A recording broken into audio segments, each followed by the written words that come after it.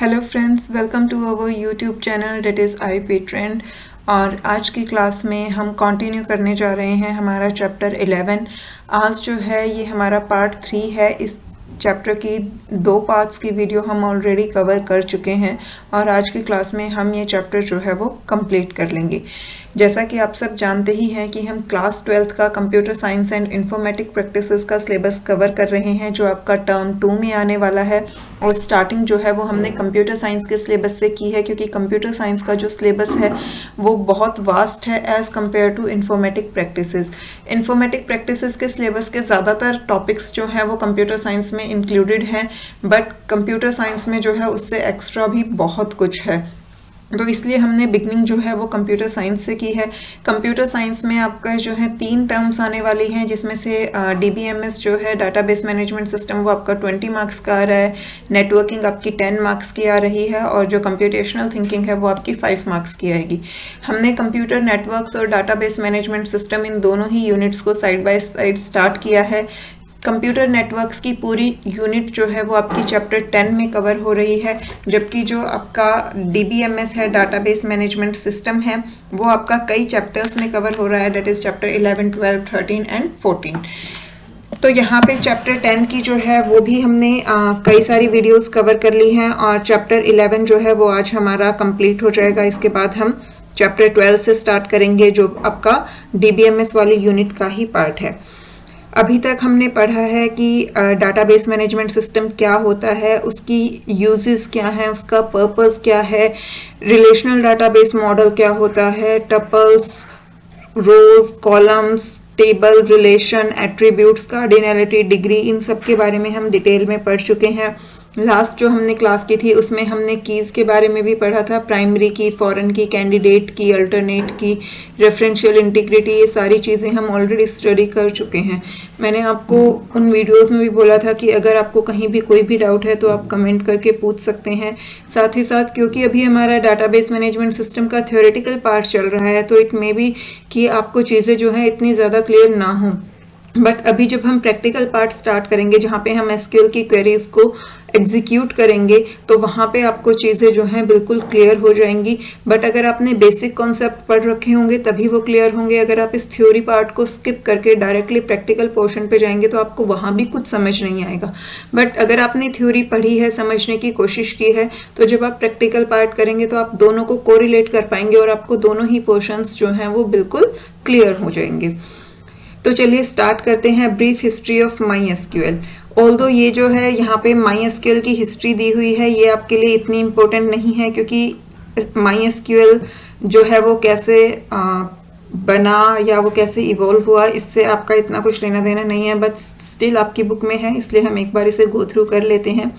MySQL is freely available open source relational database management system. जो MySQL है वो relational database management system पे based है और ये एक ओपन सोर्स सॉफ्टवेयर है that uses structured query language. और MySQL जो है वो क्वेरीज के एग्जीक्यूशन के लिए SQL लैंग्वेज को यूज़ करता है। It is downloadable from sites www.mysql.org।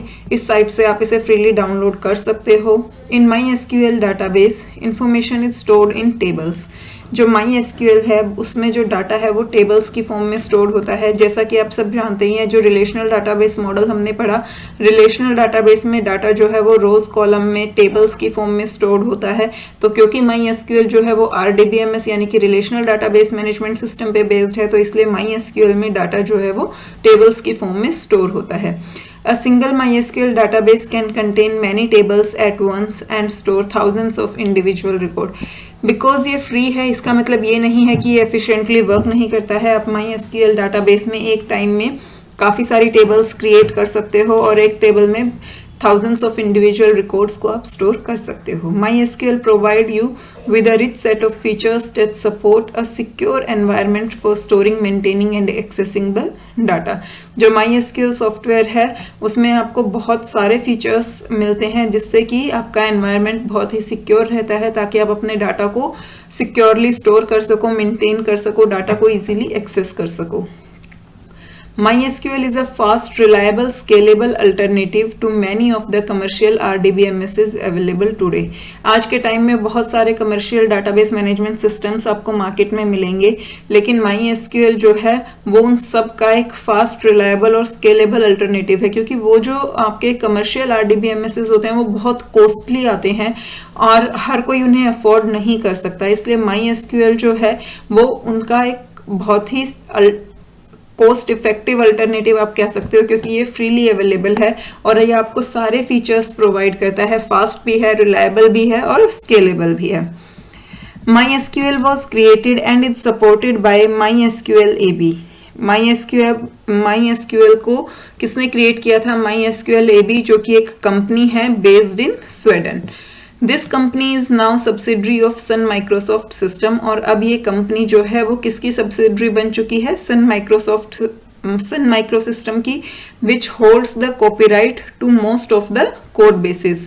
Sun micro system क्या है? एक ऐसी कंपनी है जिसके पास ज्यादातर कोड बेसिस के जो है कॉपीराइट्स हैं, और अब ये स्वीडन बेस्ड जो MySQL AB है ये भी उस सन माइक्रो सिस्टम की ही सब्सिडरी बन गई है। On April 20, 2009, Oracle Corp, which develops and sells proprietary Oracle databases, announced a deal to acquire Sun Microsystem। और 2009 में जो Oracle Corporation है, जो कि ज़्यादातर Oracle databases डेवलप करती है, सेल करती है, उन्होंने Sun Microsystem को एक्वायर कर लिया था। The chief inventor of MySQL was Michelle Wadeniz। MySQL has been named after Monty's daughter। तो ये कि उसका इन्वेंटर कौन है, उसका नाम कैसे है, ये आपको गिवन है ना। इसके बाद हम आ जाते हैं MySQL डाटाबेस सिस्टम पे कि MySQL का जो डाटाबेस सिस्टम है वो क्या है और कैसे वर्क करता है। The key role of database management system is information management. किसी भी डाटाबेस मैनेजमेंट सिस्टम का जो सबसे मेन रोल होता है वो इंफॉर्मेशन मैनेजमेंट का होता है। A database server is the key to solving the problem of information management। और जो database server है वो यहाँ पे problem solving, मतलब वो यहाँ पे इस प्रॉब्लम को सॉल्व करता है, क्योंकि सर्वर्स जो हैं वो इंफॉर्मेशन को बहुत अच्छे से मैनेज करके रखते हैं। In general, a server must reliably manage a large amount of data in a multi-user environment so that many users can concurrently access the same data। Generally जो है वो servers क्या करते हैं, वो information को, डाटा को इस तरीके से मैनेज करके रखते हैं कि मल्टीपल यूजर्स जो है एक साथ उस डाटा को एक्सेस कर सकें। A database server must also prevent unauthorized access and provide efficient solution for failure recovery।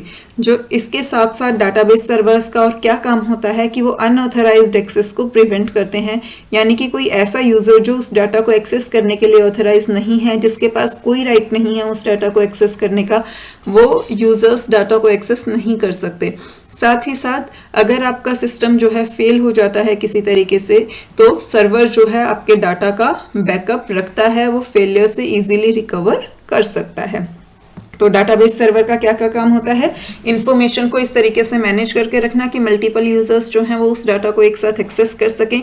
वो अनऑथराइज्ड यूजर्स से प्रिवेंट करके रखता है डाटा को कि जिन्हें उस डाटा को एक्सेस करने का राइट नहीं है वो डाटा को एक्सेस ना कर सकें। और साथ ही साथ अगर हमारा सिस्टम जो है वो फेल हो जाता है तो उसके पास रिकवरी के लिए एफिशिएंट सॉल्यूशंस अवेलेबल होते हैं। MySQL database system refers to the combination of a MySQL server instance and MySQL database। जो MySQL का database system है वो दोनों का combination है, जिसमें हमारे पास MySQL server भी होता है और MySQL database भी होता है। दोनों को मिला के हमारा MySQL database system बनता है। MySQL operates using client server architecture। जो MySQL है वो client server architecture पे वर्क करता है, in which the server runs on the machine containing the database and clients connect to the server over a network। यहाँ पे जो है सर्वर आपका किस मशीन पे इंस्टॉल किया जाता है, मान लो आपके बहुत सारे कंप्यूटर्स एक साथ कनेक्टेड हैं, तो उस में हम सर्वर को उस सिस्टम पे इंस्टॉल करते हैं जहाँ पे आपका एक्चुअल डाटाबेस स्टोर्ड है, और बाकी के जो कंप्यूटर्स हैं, जो क्लाइंट्स हैं, वो उस सर्वर को रिक्वेस्ट भेजते हैं और उसके थ्रू डाटा को एक्सेस करते हैं। The server operating system is usually Linux और विंडोज ऑपरेटिंग सिस्टम। जो जिस मशीन पे आपका सर्वर इंस्टॉल्ड है उसमें आपका ऑपरेटिंग सिस्टम जो है वो जनरली या तो लिनक्स होता है या फिर विंडोज होती हैं। Typically, MySQL is supported in Windows XP, Windows Server 2003, Red Hat, Fedora Linux and Debian Linux and others. MySQL जो है वो बहुत सारे ऑपरेटिंग सिस्टम्स को सपोर्ट करता है, इसलिए आपको ये सोचने की ज़रूरत नहीं पड़ती कि आप उसे किस सिस्टम पे इंस्टॉल करें। जहाँ पे भी आपका डाटाबेस स्टोर्ड है वहाँ आप अपना सर्वर जो है इंस्टॉल कर सकते हो। As with any other client-server application, MySQL is a multi-user database system, meaning several users can access the database simultaneously. जैसा कि क्लाइंट सर्वर आर्किटेक्चर में होता है कि बहुत सारे क्लाइंट होते हैं और वो सर्वर को एक्सेस करते हैं, सेम उसी तरीके से MySQL भी जो है वो मल्टी यूजर्स को अलाउ करता है सेम टाइम पे डाटा को एक्सेस करने के लिए। अब यहाँ पे सबसे पहले देखते हैं server. The server. MySQL server listens for client request coming in over the network and access database content according to those requests and provide that to the client. जो MySQL server है वो क्या करता है, clients की requests को सर्व करता है। जो clients उसे request भेजते हैं वो उन request को सुनता है, उसके बाद उन्हीं request के basis पे database content को access करता है और उसे client को provide करवाता है। अब जो clients हैं वो क्या होते हैं, Clients are programs that connect to the database server and issues queries in a pre-specified formats. जो clients हैं वो database server के साथ connect करते हैं और उन्हें डाटा के लिए request भेजते हैं pre-specified format में। MySQL is compatible with the standards-based SQL. जो क्लाइंट्स हैं वो सर्वर को किस फॉर्मेट में रिक्वेस्ट भेजते हैं, स्ट्रक्चर्ड क्वेरी लैंग्वेज के फॉर्म में, क्योंकि SQL जो है वो स्टैंडर्ड्स को फॉलो करता है over the world. MySQL server भी जो है वो SQL लैंग्वेज को ही यूज करता है। द क्लाइंट प्रोग्राम में कॉन्टैक्ट द सर्वर प्रोग्रामेटिकली और मैनुअली। जो क्लाइंट प्रोग्राम होते हैं वो सर्वर को प्रोग्राम्स के थ्रू भी कनेक्ट कर सकते हैं और मैनुअली भी कनेक्ट कर सकते हैं। प्रोग्रामेटिकली का मतलब क्या होता है, a program calls the server during execution, यानी कि जो हमारे प्रोग्राम्स हमने लिखे होते हैं जब हम उन्हें एग्जीक्यूट करते हैं तो वहाँ पे बीच में आपको डाटाबेस की ज़रूरत पड़ रही होती है और आप सर्वर को एक्सेस करते हैं। For example, when you are issuing commands over a session to a MySQL server, you are issuing the request to the server by typing command at your command prompt manually. जब भी आपको MySQL server को command issue करनी होती है तो उसके लिए आप क्या करते हो, अपने कमांड प्रॉम्प्ट पे अगर मैनुअली आप कमांड टाइप कर रहे हो MySQL सर्वर को रिक्वेस्ट भेजने के लिए, तो वो आपका क्या होता है, मैनुअल एक्सेसिंग होती है। और अगर आप प्रोग्राम के एग्जीक्यूशन के थ्रू सर्वर को कॉल कर रहे हो तो वो आपकी प्रोग्रामेटिकली कॉल होती है।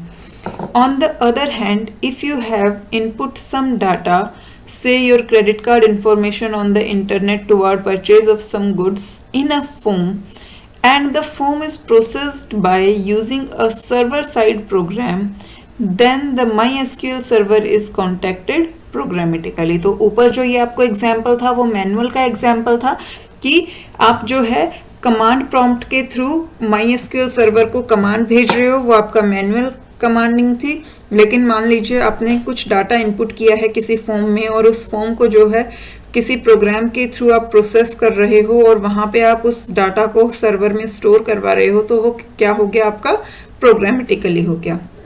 This is often the case in credit card approvals, membership, subscriptions. और जनरली जो हमारे क्रेडिट कार्ड अप्रूवल्स और जो हमारे मेंबर सब्सक्रिप्शंस होते हैं लाइक आपका हॉटस्टार, नेटफ्लिक्स वगैरह, तो ये सब जो है वो आपके प्रोग्रामेटिकली सर्वर को कॉन्टैक्ट करते हैं। Some of the key features of MySQL के कुछ की फीचर्स जो हैं वो आपको यहाँ दिए हुए हैं। First one is speed. अगर आपका हार्डवेयर जो है वो ऑप्टिमल है तो आपका MySQL जो है वो बहुत फास्ट स्पीड से वर्क करता है। If the server hardware is optimal, MySQL runs very fast. It supports clustered server for demanding application. अगर आपका हार्डवेयर अच्छा है तो SQL जो है वो स्पीड से वर्क करता है, और अगर आपकी एप्लीकेशंस की ऐसी डिमांड है कि आपको क्लस्टर्ड सर्वर की ज़रूरत है, तो वो भी आपको MySQL जो है एक्सेस करवाता है कि आप सेम टाइम पे मल्टीपल सर्वर्स को एक्सेस कर सकते हैं। एज ऑफ यूज़, MySQL को यूज़ करना बहुत इजी होता है, इसकी परफॉर्मेंस भी हाई होती है, और इसमें डाटाबेस से डाटा को रिट्रीव करना, एक्सेस करना जो है वो बहुत ही सिंपल होता है। MySQL is a high performance, relatively simple database system. From the beginning, MySQL has typically been configured, monitored, and managed from the command line. However, several MySQL graphical interfaces are also available. जो MySQL है वो बहुत ही simple database management system है, और उसकी performance भी जो है वो काफ़ी हाई होती है। बिगनिंग से ही, यानी कि जब से ये डेवलप हुआ है, इसकी कॉन्फ़िगरेशन इस तरीके से की गई है, इसे मॉनिटर किया जाता है, इसे प्रॉपरली मैनेज किया जाता है कमांड लाइन के थ्रू ही। बट आजकल जो है MySQL के कई सारे ग्राफिकल इंटरफेसेस भी जो हैं वो आपके पास अवेलेबल है।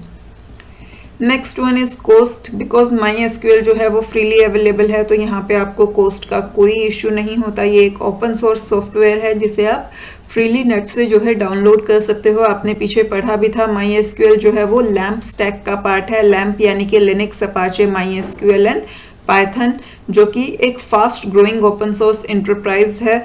आज के टाइम में बहुत फास्टली ग्रो कर रही है। ज़्यादातर कंपनीज जो हैं वो लैम्प स्टैक को ही यूज़ करती हैं, बिकॉज जो आपके प्रोप्राइटरी सॉफ्टवेयर्स होते हैं वो बहुत ही ज़्यादा एक्सपेंसिव होते हैं, लेकिन यहाँ पे इन ओपन सोर्स सॉफ्टवेयर्स की कॉस्ट जो है वो बहुत कम होती है, साथ ही साथ ये रिलायबल भी होते हैं। MySQL is available free of cost. MySQL is a open source database. ये आपको ऑलरेडी मैं बता चुकी हूँ, ये फ्री ऑफ कॉस्ट अवेलेबल होता है, और फ्री ऑफ कॉस्ट इसीलिए होता है क्योंकि ये एक ओपन सोर्स डाटाबेस है। MySQL is a part of lamp. ये आपने लास्ट क्लास में भी पढ़ा था। लैम्प किसकी फुल फॉर्म होती है? लिनक्स, अपाचे, MySQL, और P जो है वो PHP, पर्ल, पाइथन, इन सब के लिए स्टैंड करता है, क्योंकि ये सारी ही जो है वो प्रोग्रामिंग लैंग्वेजेस हैं, सब वेब लैंग्वेजेस हैं। Lamp is a fast growing open source enterprise software stack. Lamp जो है वो एक open source enterprise software stack है, जो कि आज के टाइम में बहुत फास्टली ग्रो कर रहा है। More and more companies are using LAMP as an alternative to expensive proprietary software stacks because of its lower cost, reliability and documentation. जो आपका ये LAMP सॉफ्टवेयर स्टैक है, ये उतना ही रिलायबल होता है जितने कि आपके प्रोप्राइटरी सॉफ्टवेयर हैं। इसकी प्रॉपर डॉक्यूमेंटेशन होती है, बट इसकी कॉस्ट जो है वो बहुत कम होती है एज कंपेयर टू आपके प्रोप्राइटरी सॉफ्टवेयर से। Next one is query language support. MySQL जो है वो स्ट्रक्चर्ड क्वेरी लैंग्वेज यानी SQL को सपोर्ट करता है। Portability, MySQL provide portability as it has been tested with a broad range of different compilers and can work on many different platforms. It is fully multi-threaded using kernel threads. It can easily use multiple CPUs if they are available.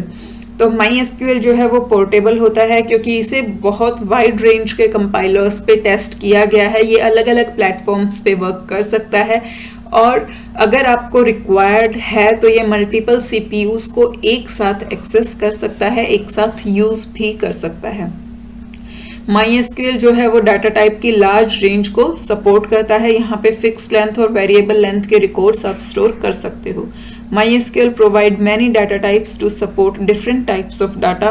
It also supports fixed length and variable length records. जो MySQL है वो बहुत तरह के data types को support करता है ताकि आप इजीली जो है डाटा को स्टोर करके रख सको, और ये fix length, variable length records को सपोर्ट करता है। Next one is security. MySQL जो है वो आपको पासवर्ड प्रोटेक्टेड सिस्टम प्रोवाइड करता है, जिसकी वजह से आपका डाटा जो है वो सिक्योर रहता है। आपका जो डाटा ट्रैवल करता है वो इनक्रिप्टेड फॉर्म में ट्रैवल करता है, जिसकी वजह से कोई उसे एक्सेस नहीं कर सकता without keys. MySQL offers a privileged and password system that is very flexible and secure and that allow host-based verification। जो MySQL है वो आपको privileged and password system provide करता है। Passwords are secure because all password traffic is encrypted when you contact a server। जब भी आप server से कॉन्टैक्ट कर रहे हो तो आपका सारा ट्रैफिक जो है वो encrypted होता है और इसीलिए MySQL जो है वो आपको हाई सिक्योरिटी प्रोवाइड करता है। Scalability and limits. MySQL can handle large database. Some real-life MySQL database contain 50 million records. Some have up to 60,000 tables and about 5 billions of rows। तो ये आपको यहाँ पे डायरेक्टली फिगर्स गिवन है कि MySQL जो है वो किसी भी प्रोप्राइटरी SQL सॉफ्टवेयर से कम नहीं है। इसकी जो real life examples at present available हैं उनमें आप 50 मिलियंस तक टेबल स्टोर कर सकते हो और जो है नंबर ऑफ रोज भी आप यहाँ पे देख ही रहे हो। Next one is connectivity. Clients can connect to MySQL server using several protocol. बहुत टाइप के प्रोटोकॉल्स को यूज करके आप MySQL से कनेक्ट कर सकते हैं। Next one is localization. The server can provide error message to client in many languages. जो आपके क्लाइंट्स हैं अगर वो डिफरेंट लैंग्वेजेस पे वर्क कर रहे हैं तो आपके जो MySQL सर्वर है वो उन्हीं के बेसिस पे जो है एरर मैसेज प्रोवाइड करता है जिस भी लैंग्वेज में वो वर्क कर रहे हैं, इसीलिए इसे लोकलाइज करना जो है वो बहुत इजी है। Clients and tools. MySQL provide several clients and utility programme. MySQL जो है हमें बहुत सारे यूटिलिटी प्रोग्राम्स प्रोवाइड करता है जिसमें क्या क्या इंक्लूडेड है। command line programs such as MySQL dump and MySQL admin and graphical programs such as MySQL administrator, MySQL query browser। अगर आपको कमांड लाइन पे वर्क करना है तो आपके पास MySQL dump और MySQL admin प्रोग्राम्स अवेलेबल हैं और अगर आपको ग्राफिकल इंटरफेस पे वर्क करना है तो आपके पास MySQL administrator and MySQL query browsers जो हैं वो अवेलेबल हैं। MySQL server has built-in support for SQL statements to check, optimize and repair tables। जो MySQL है उसके पास अपना खुद का बिल्ट इन सपोर्ट होता है जिससे वो SQL स्टेटमेंट्स को चेक कर सकता है, उन्हें ऑप्टिमाइज कर सकता है और टेबल्स को रिपेयर कर सकता है। अब ये तो हो गया MySQL के बारे में कि उसकी वो कैसे कैसे वर्क करता है, उसके क्या क्या फीचर्स हैं। अब हम MySQL को स्टार्ट करते हैं। इसकी स्टार्टिंग वैसे ही होती है जैसे कि आपके नॉर्मली कोई भी सॉफ्टवेयर आप रन करते हो अपने सिस्टम पे। Starting MySQL is similar to the way you start other applications in Windows platform। जैसे कि आप बाकी एप्लीकेशन स्टार्ट करते हो अपनी विंडोज़ पे वैसे ही MySQL जो है वो स्टार्ट होता है।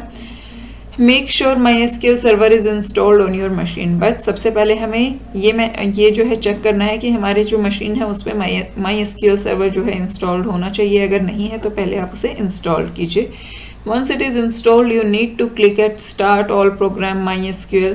सबसे पहले ऑब्वियसली ये एक बहुत ही कॉमन सी चीज़ है, आपने सबने अपनी विंडोज़ में जो है एप्लीकेशन स्टार्ट की हुई होंगी। सबसे पहले आप स्टार्ट पे क्लिक करते हैं, then all programs MySQL, after that MySQL server, MySQL command line client. यहाँ पे आपको ये डायग्रामेटिकली भी शो किया गया है। सबसे पहले आपका स्टार्ट पे क्लिक होता है, उसके बाद आप ऑल प्रोग्राम्स, उसके बाद आप MySQL पे जाएंगे। MySQL के बाद यहाँ पे आपका MySQL सर्वर जो है वो शो होगा और उसके बाद आपके पास ये मल्टीपल जो ऑप्शंस होंगे उसमें से आप MySQL कमांड लाइन क्लाइंट जो है वो सिलेक्ट करेंगे। It will start with MySQL client where you have to specify the password. वहाँ पे आपको पासवर्ड एंटर करना है। अगर आप अपने स्कूल में लैब में वर्क कर रहे हैं तो पासवर्ड जो है वो आप अपनी टीचर से पूछ सकते हैं और उसके बाद आप इसे स्टार्ट करेंगे। Now you can start working in MySQL। When you are through with your work, you can quit from MySQL by typing quit at MySQL prompt। और जब आपका जो वर्क है वो कंप्लीट हो जाता है तो आप यहाँ पे क्विट कमांड के थ्रू MySQL से एग्जिट कर सकते हैं। अब ये तो था सारा MySQL के बारे में। अब MySQL जो है वो SQL से कैसे जो है कनेक्टेड है, आपको यहाँ पे कंफ्यूज नहीं होना है। MySQL जो है वो एक डाटाबेस सर्वर है जिस पे आप वर्क कर रहे हैं। और एसक्यूएल जो है, SQL stands for structured query language, जिसमें हम कमांड्स लिखते हैं। जैसे आपने पाइथन प्रोग्रामिंग लैंग्वेज पढ़ी, वैसे ही एसक्यूएल जो है एक लैंग्वेज है जिसके थ्रू हम डाटाबेस पे वर्क करते हैं। डाटाबेस हमारा कोई भी हो सकता है, माई एसक्यूएल है, माइक्रोसॉफ्ट डाटाबेस मैनेजमेंट सिस्टम है, और मोंगोडीबी है, DB2 है, बहुत तरह के डाटाबेस हमारे पास हो सकते हैं। आपकी यहाँ बुक में माई एसक्यूएल गिवन है, मैं आपको जो है माइक्रोसॉफ्ट डाटाबेस मैनेजमेंट सर्वर के थ्रू वर्क करके दिखाऊंगी, और साइड बाय साइड पॉसिबल हुआ तो हम माई एसक्यूएल के थ्रू भी जो है वो वर्क करेंगे। लेकिन दोनों ही में हमारी एसक्यूएल की ही कमांड्स यूज़ होंगी, और जो है वो सारी कमांड्स सिमिलर होती हैं, क्योंकि एसक्यूएल जो है वो एक स्टैंडर्ड है जिसे सभी डाटाबेसेस जो हैं वो फॉलो करते हैं। SQL is the set of commands that is recognized by हम इसे beginning से start करते हैं। In order to access data within the MySQL database, all programs and users must use structured query language. जितने भी users हैं उन्हें MySQL database पे वर्क करने के लिए, डाटा को एक्सेस करने के लिए जो है वो स्ट्रक्चर्ड क्वेरी लैंग्वेज यूज़ करनी होती है। SQL is the set of commands that is recognized by nearly all RDBMSs. जितने भी रिलेशनल डाटाबेस मैनेजमेंट सिस्टम्स हैं, SQL जो है वो सभी डाटाबेस सिस्टम्स जो हैं वो SQL लैंग्वेज को रिकॉग्नाइज करते हैं और उसी के थ्रू वर्क करते हैं। Usage of SQL has become a standard for most of RDBMSs. आज के टाइम पे जितने भी RDBMSs अवेलेबल हैं उन सब के लिए SQL जो है वो एक स्टैंडर्ड बन चुका है कम्युनिकेट करने के लिए, डाटाबेस को एक्सेस करने के लिए।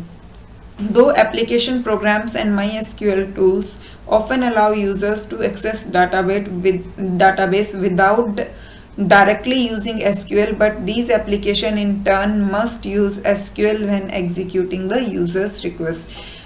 जो MySQL के बहुत सारे टूल्स और एप्लीकेशन प्रोग्राम्स हैं, कई बार वो डायरेक्टली जो है SQL लैंग्वेज यूज़ नहीं करते हैं डाटा को एक्सेस करने के लिए, बट उन एप्लीकेशंस में, उन प्रोग्राम्स में जब भी यूज़र को डाटाबेस को रिक्वेस्ट भेजनी होती है तो वो SQL ही यूज़ करते हैं। The structured query language is a language that enables you to create and operate on relational database, which are set of related information stored in tables. जो structured query language है वो एक ऐसी language है जिसके through आप relational databases को create कर सकते हो और उन्हें ऑपरेट कर सकते हो। रिलेशनल डाटाबेसेस यानी कि related information stored in forms of tables. The database world is becoming increasingly integrated, and this led to a clamor for standard language that can be used to operate in many different kind of computer environment. Database जो है वो ज़्यादा से ज़्यादा integrate होते जा रहे हैं और इसीलिए हमें एक ऐसी स्टैंडर्ड लैंग्वेज की ज़रूरत है जो अलग अलग टाइप के कंप्यूटर एनवायरनमेंट्स में वर्क कर सके। And SQL has proved to be a standard language as it allows users to learn one set of command and use it to create, retrieve, alter and transfer information regardless of whether they are working on a PC, workstation, a mini or mainframe. और SQL जो है वो prove हो चुकी है कि वो एक स्टैंडर्ड लैंग्वेज है जो यूज़र्स को अलाउ करती है कि वो सिर्फ और सिर्फ एक सेट ऑफ कमांड्स लर्न कर लें, यानी कि वो सिर्फ SQL लैंग्वेज को लर्न कर लें, उसके बाद वो किसी भी तरह के वर्किंग एनवायरनमेंट में, यानी कि चाहे वो PC हो, वर्कस्टेशन हो, मिनी कंप्यूटर हो, मेन फ्रेम हो, किसी भी तरह के कंप्यूटर एनवायरनमेंट से वो जो है डाटा क्रिएट कर सकते हैं, रिट्रीव कर सकते हैं, उस डाटा को अल्टर कर सकते हैं, उसे ट्रांसफ़र कर सकते हैं। तो आपको सिर्फ और सिर्फ एक लैंग्वेज सीखनी है और ये लैंग्वेज जो है वो कॉमनली सभी प्लेटफॉर्म्स पे वर्क करती है। There are numerous versions of SQL. The original version was developed at IBM St. George Research Library. SQL का जो ओरिजिनल वर्जन है वो IBM San Jose research library में डेवलप हुआ था, बट आज के टाइम में उसके और बहुत सारे वर्जन्स जो हैं अवेलेबल हैं। This language originally called SQL was implemented as part of system R project in early 90s। ये आपको हिस्ट्री गिवन है। The SQL language has evolve since then and its name has change to SQL। और उसके बाद से वो evolve होता जा रहा है और उसका नेम जो है वो SQL से क्या चेंज हो गया है, SQL हो गया है। इन 1986 ANSI, that is American National Standard Institute, published SQL standards that was updated again many times. 1986 में अमेरिकन नेशनल स्टैंडर्ड इंस्टीट्यूट ने जो है SQL के स्टैंडर्ड्स को सेट किया था, पब्लिश किया था, बट उसके बाद भी वो काफ़ी टाइम्स अपडेट हो चुके हैं। Prominent updations includes in year 1992, 2003 and 2008। जो सबसे मेन अपडेशंस हुई हैं SQL में वो किस किस ईयर में हुई हैं? 1992 में, देन 2003 में and after that in 2008। SQL has clearly established itself as the standard relational database language। SQL ने अपने आप को बहुत क्लियरली इस्टेब्लिश किया है कि वो एक स्टैंडर्ड रिलेशनल डाटाबेस लैंग्वेज है जिसके थ्रू आप डाटाबेसेस को एक्सेस कर सकते हो। In this chapter we present a brief survey of SQL। यहाँ पे हम SQL का बहुत ही ब्रीफ सर्वे प्रोवाइड करेंगे, बट नेक्स्ट चैप्टर में जो है आप SQL को डिटेल में पढ़ने वाले हैं। प्रोसेसिंग कैपेबिलिटीज ऑफ SQL की प्रोसेसिंग कैपेबिलिटीज जो हैं वो क्या क्या हैं? The SQL has proved to be a language that can be used by both casual users as well as skilled programmer। SQL जो है वो एक ऐसी लैंग्वेज प्रूव हुई है जिसे कि कैजुअल यूजर्स भी यूज़ कर सकते हैं और जो आपके स्किल्ड प्रोग्रामर्स हैं वो भी इसे इजीली यूज़ कर सकते हैं। It offers a variety of processing capabilities, simpler ones of which may be used by the former and the more complex by the later class of users। जो SQL है वो आपको बहुत सारी प्रोसेसिंग कैपेबिलिटीज़ प्रोवाइड करता है, जिसमें से जो आपके कैजुअल यूज़र हैं वो सिर्फ सिंपलर वंस को यूज़ करते हैं और जो आपके स्किल्ड प्रोग्रामर्स हैं वो कॉम्प्लेक्स प्रोसेसिंग कैपेबिलिटीज़ को भी यूज़ कर सकते हैं। The various processing capabilities of SQL are, अब यहाँ पे आपको गिवन है कि SQL की कौन कौन सी प्रोसेसिंग कैपेबिलिटीज़ हैं। First one is data definition language. Data definition language क्या होती है? जिसकी हेल्प से आप टेबल्स को क्रिएट कर सकते हो, उन्हें डिलीट कर सकते हो, इंडेक्सेस क्रिएट कर सकते हो, डिलीट कर सकते हो, मॉडिफाई कर सकते हो। यानी कि आपके डाटाबेस के जो रिलेशंस हैं, रिलेशंस आपको पता है हम टेबल्स को कहते हैं। यानी कि अगर आप सिंपल टर्म्स में बोले तो आपके डाटाबेस के अंदर अगर आपको टेबल्स, इंडेक्सेस, स्कीमास को क्रिएट करना है, डिलीट करना है, अपडेट करना है, तो उसके लिए हम डाटा डेफिनेशन लैंग्वेज यूज़ करते हैं। यानी कि अगर आपको बेसिक स्ट्रक्चर से कुछ भी वर्क करना है, चाहे वो क्रिएशन हो, डिलीशन हो, अपडेशन हो, वो सारा डाटा डेफिनेशन कमांड्स के थ्रू होता है। The SQL DDL provide commands for defining relation schemas, deleting relations, creating indexes and modifying relation schemas, जो कि मैंने आपको अभी अभी एक्सप्लेन कर दिया है। Next one is interactive data manipulation language.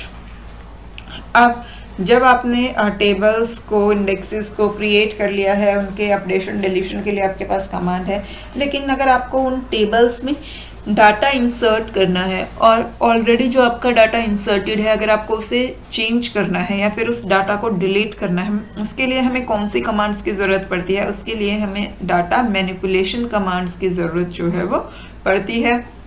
जो कमांड्स हमारी रिलेशनल अलजेब्रा या फिर टपल रिलेशन यानी कि टेबल्स में जो है डाटा को इंसर्ट, डिलीट और मॉडिफाई करने के लिए यूज़ होती हैं, उन्हें हम इंटरैक्टिव डाटा मैनिपुलेशन लैंग्वेजेस कहते हैं। The SQL DML stands for Data Manipulation Language, includes a query language based on both relational algebra and tuple relational calculation.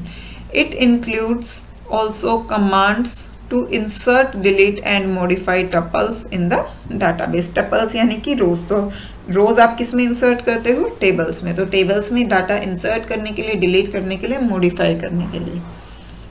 Next one is embedded data manipulation language. अभी जो आपने पढ़ी वो थी आपकी interactive data manipulation language, but interactive के साथ साथ हमारे पास एक होती है embedded data manipulation language. The embedded form of SQL is designed for use within general purpose programming language such as PL1, COBOL, Fortran, Pascal and C++, etc. जो आपकी general purpose programming languages हैं जैसे कि आपकी COBOL, Fortran, pascal etcetera, इन सब के अंदर जो है वो आपकी एसक्यूएल एम्बेडेड होती है। ये इस तरीके से डिज़ाइन होती हैं कि आप इनमें एसक्यूएल को यूज़ कर सकते हैं। Next one is view definition. जो आपकी एसक्यूएल की डाटा डेफिनेशन लैंग्वेज कमांड्स हैं उनके थ्रू आप व्यूज़ को डिफाइन कर सकते हो। Next one is authorization. The SQL DDL include commands for specifying access rights to relations and views. जो आपके relations यानी कि जो आपकी tables हैं और views हैं उनके access rights आप specify कर सकते हो और ये काम भी आप data definition language commands के through करते हो। Next one is integrity. The SQL provide limited forms of integrity checking. The SQL जो है वो बहुत ही limited form में आपको integrity checks provide करता है। Future products and standards of SQL are likely to include enhanced features for integrity check. लेकिन जो आपके future products हैं उसमें SQL की जो है और भी ज़्यादा enhanced features आपको मिलेंगे integrity checking के लिए। Next one is transaction control. SQL includes commands for specifying the beginning and ending of transaction along with commands to have a control over transaction processing. तो SQL के अंदर हमारे पास transaction control commands भी होती हैं जिसके थ्रू हम एक पूरी ट्रांजैक्शन को डिफाइन करते हैं, उसकी बिगनिंग, उसका एंड और वो कैसे प्रोसेसिंग हो रही है उस ट्रांजैक्शन की, वो सारी जो है हम कंट्रोल करते हैं। अब इसके बाद आता है हमारा data definition language. A database scheme is specified by a set of definitions which are expressed by a special language called data definition language. जो database scheme है हमारे, या फिर आप कह सकते हैं जो database schema होता है उसकी definitions को हम एक special language के through express करते हैं और उस language को हम क्या कहते हैं? data definition language. The result of compilation of data definition language statement is a set of tables which are stored in a special file called data dictionary or we can say data directory. जब आप data definition language statements को compile करते हैं तो उसका result आपको क्या मिलता है? आपकी बहुत सारी tables create होती हैं जो कि आपकी कहाँ store होती हैं? उन टेबल्स की जो इन्फॉर्मेशन है, उन टेबल्स का जो स्ट्रक्चर है वो आपकी डाटा डिक्शनरी या फिर डाटा डायरेक्टरी के अंदर स्टोर होता है और उसे हम मेटा डाटा भी बोलते हैं।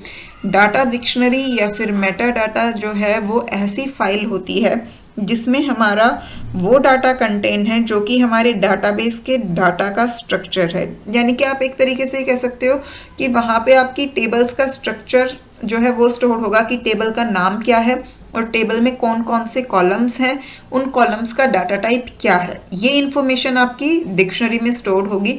बट जो एक्चुअल टेबल क्रिएट होगी जिसमें सारा डाटा स्टोर होगा वो आपकी मेन डाटाबेस के अंदर स्टोर होगी। लेकिन किस टेबल का क्या नाम है, उसमें कितने कॉलम्स हैं, उन कॉलम्स के नेम क्या हैं और किस कॉलम में किस तरह का डाटा टाइप जो है स्टोर हो रहा है, ये डाटा डिक्शनरी में ये इन्फॉर्मेशन जो है वो स्टोर रहती है ताकि आपकी जो है टाइम बाय टाइम चेकिंग हो सके और आप जो है मेंटेन कर सको डाटाबेस को कि आपने जो स्ट्रक्चर डिफाइन किया था टेबल का, आपके जो डाटाबेस में एक्चुअल टेबल है वो उससे मैच करती है या नहीं करती है। आगे चलकर आप कंस्ट्रेंट्स के बारे में पढ़ेंगे। इंटीग्रिटी कंस्ट्रेंट होता है, रेफरेंशियल इंटीग्रिटी आप ऑलरेडी पढ़ चुके हैं, और उसके बाद चेक कंस्ट्रेंट होता है, नल कंस्ट्रेंट होता है।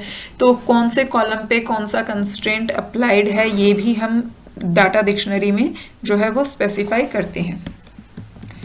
Whenever data is read or modified in database system, the data directory is consulted.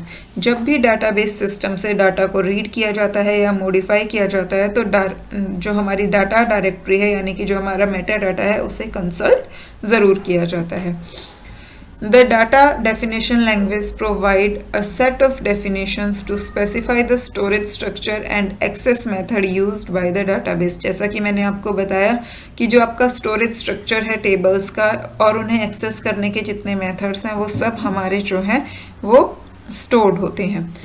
An ideal data definition language should perform the following function. जो एक आइडियल डाटा डेफिनेशन लैंग्वेज होती है वो कौन कौन से फंक्शंस को परफॉर्म करती है हम वो देखते हैं. First one is it should identify the type of data division such as data item, segment, record and database files. Language जो है वो ऐसी होनी चाहिए कि वो डाटा को इजीली जो है अलग अलग यूनिट्स में डिवाइड कर सके कि कौन सी जो है वो टेबल्स हैं, कौन से जो है वो आपकी फाइल टाइप है, कौन से आपके रिकॉर्ड टाइप है, कौन से जो है आपके वो डाटा आइटम्स हैं. ये सब जो है डाटा की डिविजन्स अच्छे से परफॉर्म कर सके. It should specify the proper data type. Her data के लिए एक प्रॉपर डाटा टाइप जो है वो स्पेसिफाइड होना चाहिए. It should specify how the record types are related to make structure. उसमें स्पेसिफाइड होना चाहिए कि जो रिकॉर्ड्स हैं उसके अंदर वो एक दूसरे से कैसे रिलेटेड हैं, कैसे स्ट्रक्चर जो है वो फॉर्म हो रहा है. It may define the type of encoding the program uses in the data item. जो प्रोग्राम्स यूज़ हो रहे हैं उन्हें आप कैसे इनकोड कर सकते हो. This should not be confused with the encoding employed in physical representation. तो यहाँ पे आपको भी इससे कंफ्यूज होने की ज़रूरत नहीं है कि जो ये इन्होंने लाइन मेंशन किया है, क्योंकि अभी तक आपने फिज़िकली जो रिप्रेजेंटेशन होते हैं उसमें एनकोडिंग के बारे में नहीं पढ़ा है. लेकिन जो आपका डाटा बिट्स की फॉर्म में ट्रांसफ़र होता है उसकी भी एनकोडिंग होती है, बट वो एक अलग एनकोडिंग होती है. बट डाटाबेस में जब डाटा ट्रांसफ़र हो रहा है तो वो किस तरीके से एनकोड होगा, ये काम डाटा डेफिनेशन लैंग्वेज का होता है. It may define the length of data items. Columns के अंदर जो आपका डाटा स्टोर्ड है तो वो डाटा आइटम्स की कितनी लेंथ होगी ये आपकी डाटा डेफिनेशन लैंग्वेज डिसाइड करती है. इट में define the range of values that the data item can assume. हमने डोमेन्स के बारे में पढ़ा था जो ये स्पेसिफाई करती है कि डाटा आइटम की जो है वो क्या रेंज है, वो किस रेंज से वैल्यूज पिक कर सकती है. तो ये काम भी उसे मेंटेन करने का काम भी डाटा डेफिनेशन लैंग्वेज का होता है, डोमेन को मेंटेन रखने का. इट में specify means of checking for errors in data. Data में जो है वो कोई एरर ना हो, ये चेकिंग का काम भी आपका डाटा डेफिनेशन लैंग्वेज का होता है. इट में specify privacy locks for preventing unauthorized reading और modification of the data. Data की जो है अनऑथराइज्ड रीडिंग और मॉडिफिकेशन को प्रिवेंट करने के लिए कि कोई ऐसा यूज़र जो उस डाटा को एक्सेस करने के लिए ऑथराइज्ड नहीं है वो डाटा को रीड ना कर सके, मॉडिफाई ना कर सके, उसके लिए प्राइवेसी लॉक्स को मेंटेन रखना भी DDL लैंग्वेज का काम है. A logical data definition should not specify addressing, indexing or searching techniques or specify the placement of data on the storage unit because these topics are in the domain of physical, not logical organization.